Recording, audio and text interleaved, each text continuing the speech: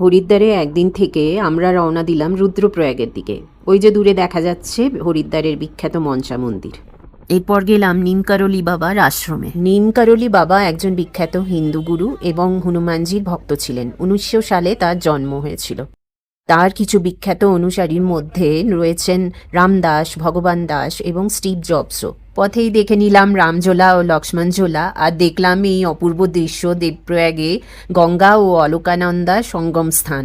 তারপর রুদ্রপ্রয়াগের কাছাকাছি কালাইয়াসুর গ্রামে এই ধারীমাতার মন্দির, একদম অলকানন্দা নদীর ওপরে। স্থানীয় মানুষেরা বিশ্বাস করেন এই মন্দিরের ধুনির ছাই বিভিন্ন অসুখ সারাতে সাহায্য করে। এই মন্দিরে নাকি দেবীর ওপরের অংশের পুজো হয়, আর নিচের অংশটি রয়েছে রাজস্থানের বিকানেরের কন্নী মাতার মন্দিরে। এখানে কত পিতলের ঘণ্টা, যারা মানত করেছেন তাদেরই। ভিতরে ছবি তোলা নিষেধ, তাই বাইরের থেকে একটু ভিডিও করলাম। পাশেই আরেকটা ব্রিজ আছে, সেই ব্রিজ থেকে চারপাশের দৃশ্য আর মন্দির দেখতে অপূর্ব লাগছিল।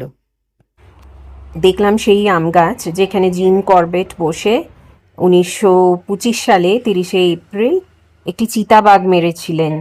এই ঘটনার একমাত্র সাক্ষী হিসেবে সেই আম গাছ এখনো দাঁড়িয়ে আছে রুদ্রপ্রয়াগের মাটিতে। তারপর আমরা রুদ্রপ্রয়াগে GMVN এর হোটেল রুদ্রতে পৌঁছালাম। খুবই সুন্দর হোটেল, আর সবথেকে ভালো হচ্ছে হোটেলের ব্যালকনির থেকে সামনের ভিউ অসাধারণ। এখানেও আবার দেখতে পেলাম অলকানন্দা আর মন্দাকিনী নদী সঙ্গম স্থান। ওই যে এর মতন দেখা যাচ্ছে ওইখানটাতেই। খুব ইচ্ছে করছিল তক্ষুনি ওখানে নেমে যায়, কিন্তু সেদিন আর যেতে পারলাম না।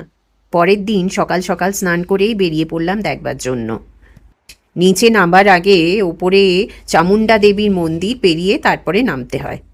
মা চামুণ্ডা দেবী দুর্গার আরেকটি রূপ। মন্দিরে প্রণাম করে আমরা নিচে নেমে গেলাম।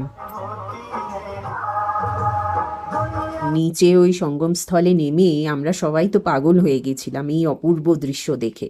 আর এত পাথর দেখে এত ভালো লাগছিল, মনে হচ্ছিল সব উঠিয়ে নিয়ে চলে আসি। নয় স্টোন আর্ট হবে, নয় আমার বাগানে সাজানো হবে।